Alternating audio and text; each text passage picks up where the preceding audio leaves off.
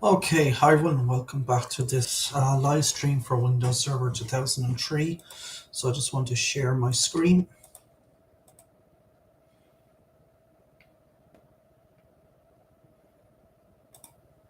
Okay, installing and managing domain name service chapter 6. So Microsoft exam objectives covered. Install and configure the DNS server service, configure DNS server options, configure DNS zone options, configure DNS forwarding, manage DNS zone settings, manage DNS record settings, manage DNS server options, monitor DNS. Tools might include System Monitor, Event Viewer, Replication Monitor, and DNS debug logs. So DNS is one of the most important topics in both Windows Server 2003 Network Administration and the Windows Server 2003 Network Infrastructure exam. Active Directory depends absolutely on DNS, and many important system functions, including Kerberos authentication and finding domain controllers, are now handled through DNS lookups. Windows 2000 and XP clients use DNS for name resolution too, but they also use DNS to find Kerberos, key distribution centers, KDCs, global catalog servers, and other services that may be registered in DNS. By the time you finish this chapter, you will have a deeper understanding of how DNS works in general, plus an understanding of how to set up, configure, manage, and troubleshoot DNS in Windows Server 2003. DNS fundamentals. The domain name service DNS is a hierarchically distributed database. In other words, its layers are arranged in a definite order and its data is distributed across a wide range of machines. DNS is a standard set of protocols that defines the following: a mechanism for querying and updating address information in the database, a mechanism for replicating the information in database among servers, a schema of the database.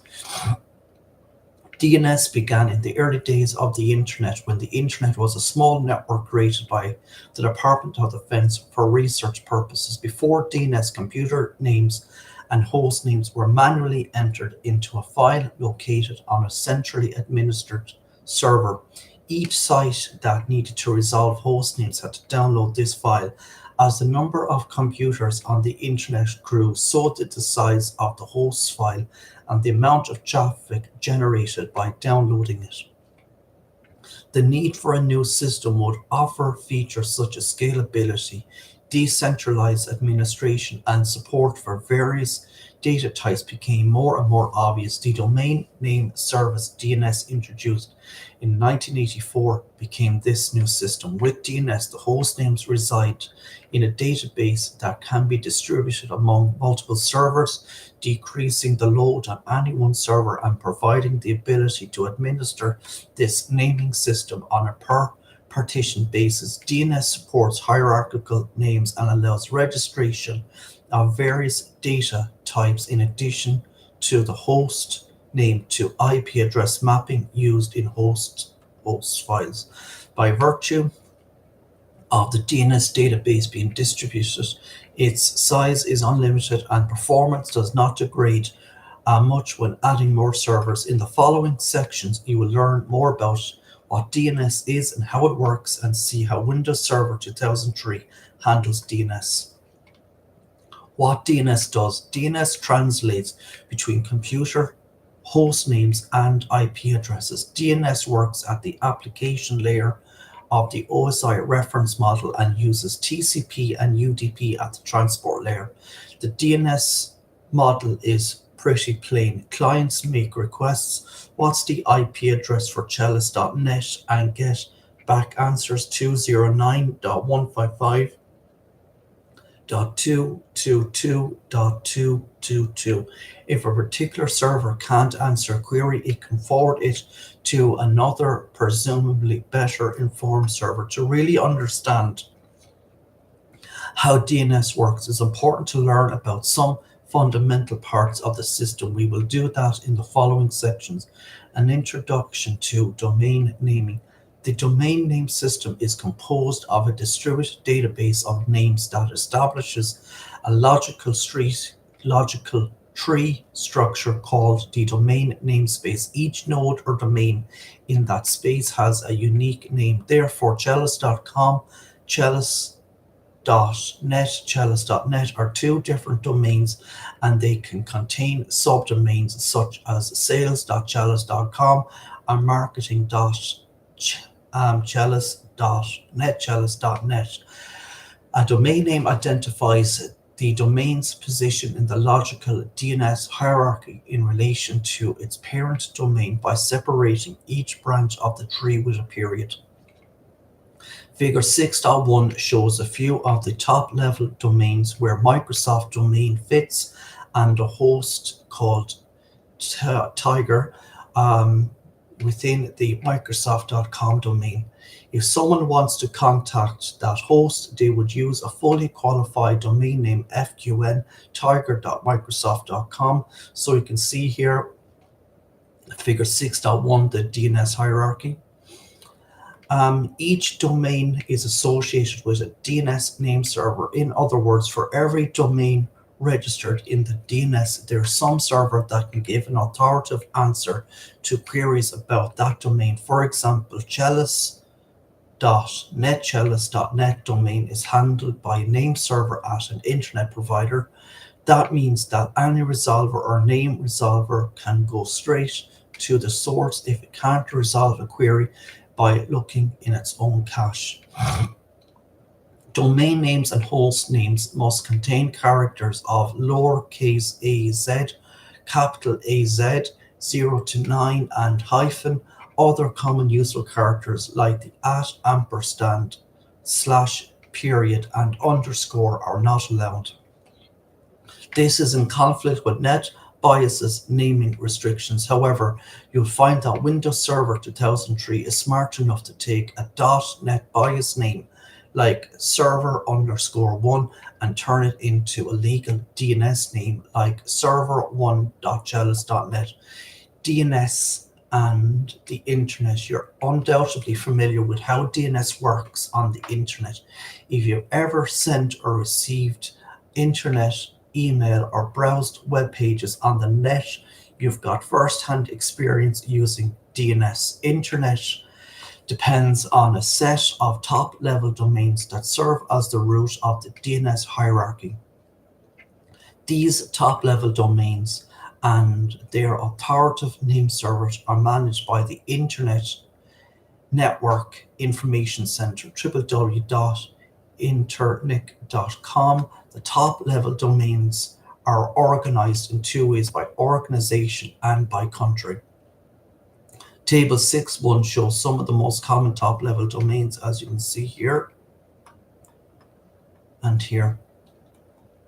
Beneath each top-level domain, there can be additional subdomains. For example, commercial organizations in Japan will have a .co.jp on the end of their domain names. The local Athens, Alabama Police Department has a server in the CI athens.al.us domain, and CI for city Athens because the city name is Athens, AL for Alabama, and US for the top-level domain. Servers, clients, and resolvers. There are a few terms and concepts you need to know before managing a DNS server. Understanding these terms will make it easier to understand how the Windows Server 2003 DNS server works. DNS servers. Any computer providing domain name services is a DNS server. That being said, not all DNS servers are like earlier implementations of DNS. For example, early versions of the popular Berkeley Internet name domain or bind were originally developed for Unix, and they handled a fairly small amount and simple set of RFC requirements. There is also the concept of primary and secondary DNS servers to consider. A primary DNS server is the owner of the zones defined in its database. The primary DNS server has the authority to make changes to the zones it owns. Secondary DNS servers receives a read-only copy of zones through zone transfers discussed later in the section Zone Transfers. The secondary DNS server can resolve queries from this read-only copy but cannot make changes or updates. A single DNS server may contain multiple primary and secondary zones. More on zones in a minute. Any DNS server implementation supporting service location resource records, see RFC 2052, and dynamic updates RFC 2136 is sufficient to provide the name service for Windows 2000 and newer computers. However, because Windows Server 2003 DNS is designed to fully take advantage of the Windows Active Directory service, it is recommended DNS server for any networked organization with a significant investment in Windows or extranet partners with Windows-based systems clients. A DNS client is any machine issuing queries to a DNS server. The client hostname may or may not be registered in a name server DNS database. Clients issue DNS requests through a process called resolvers. Resolvers handle the process of mapping a symbolic name to an actual network address. The resolver, which may reside on another machine, issues queries to name servers. When a resolver receives information from name servers, it caches that information locally in case the same information is requested again. When a name server is unable to resolve a request, it may reply to the resolver with the name of another name server. The resolver must then address a message to this new name server in the hope that symbolic name will be resolved. Queries. There are two types of queries that can be made to a DNS server: recursive and iterative. We'll discuss the difference shortly. Okay. Root servers. When a DNS server processes a recursive query and that query cannot be resolved from local zone files, the query must be escalated to a root DNS server.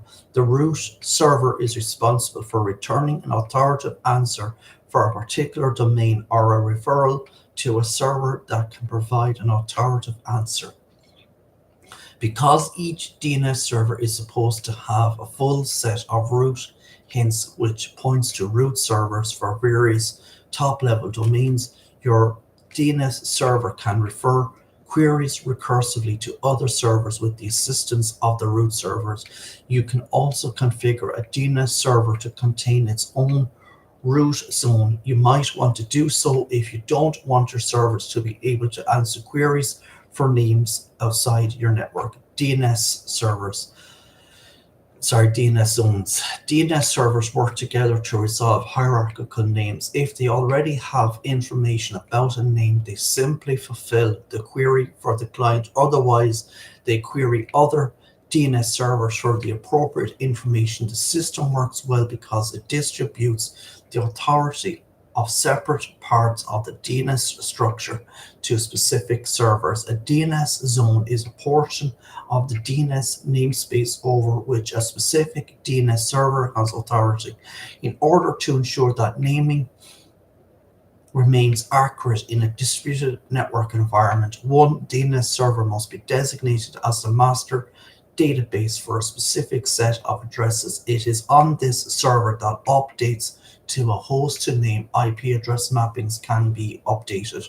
Whenever a DNS server is unable to resolve a specific DNS name, it simply queries other servers that can provide the information. Zones are necessary because many different DNS servers could otherwise be caching the same information. If changes are made, the information could become outdated. Therefore, one central DNS server must assume the role of the ultimate authority for a specific subset of domains.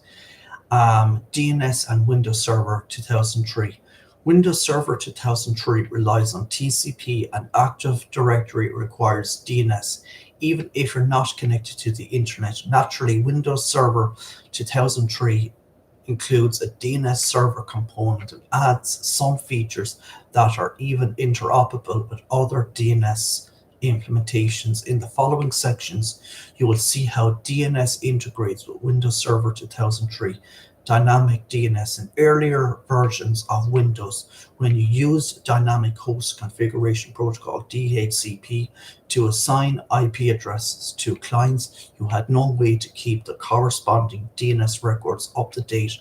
For example, if you had a DNS entry for minute.man.chalice.netchalice.net pointing to 192.168.0.202, that's okay until Minuteman's DHCP lease is released and it gets a new address. At that point, you'd get the choice of either fixing the DNS record by hand or relying on NetBIOS and WINS for name resolution. You may have a similar problem if you used a dial-up ISP. Every time you dial up, you get a different IP address.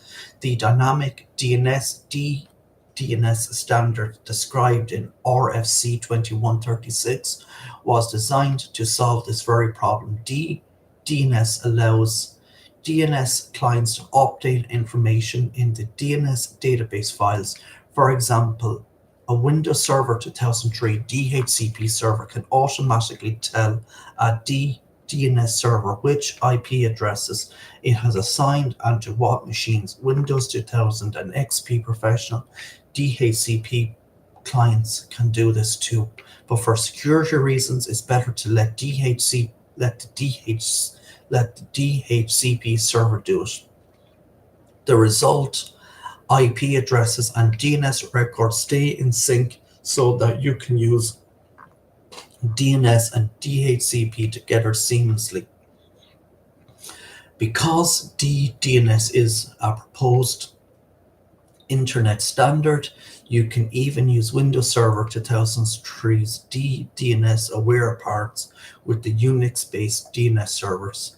DNS and Active Directory. You can store DNS data in Active Directory AD instead of in regular disk files. While it might seem odd to use AD to store information that AD will have to run, it makes sense. Consider a typical DNS zone data file on disk. It's plain text and easily editable.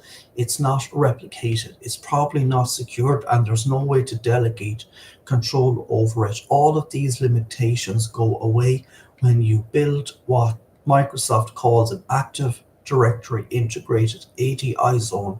In an ADI zone, Active Directory stores all of the DNS zone data in AD, so it gains all of the benefits of AD, especially improved security and seamless replication. How DNS works. Knowing how servers and resolvers communicate with each other and what kind of queries are passed around is critical to properly configuring your network.